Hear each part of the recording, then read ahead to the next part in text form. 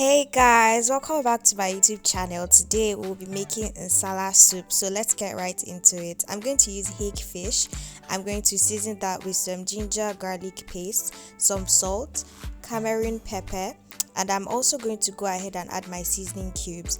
I'm going to mix this all together, pour some water, and then cover it to cook for about 10 to 12 minutes.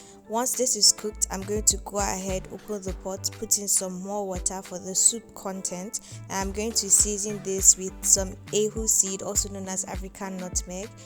I will also be adding some Uda seed, also known as negro pepper, and some Uziza seed, known as pepper greenings. I blend this all together, and this is the powdered form I'm pouring into the soup right now.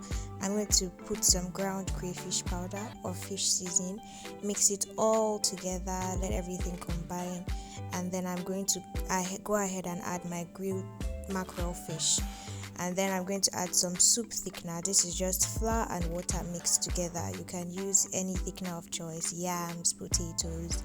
And then I'm going to mix this all together and then cover it to cook for about 3 to 5 minutes. And then I'm going to go ahead and add in my fresh vegetables.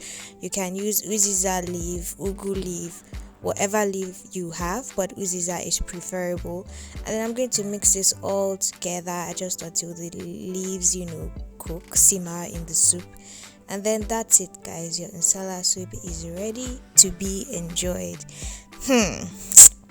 I wish you can taste this from this screen. Please go and make yours so that you don't miss out on this. Thanks for watching. Kindly like and subscribe.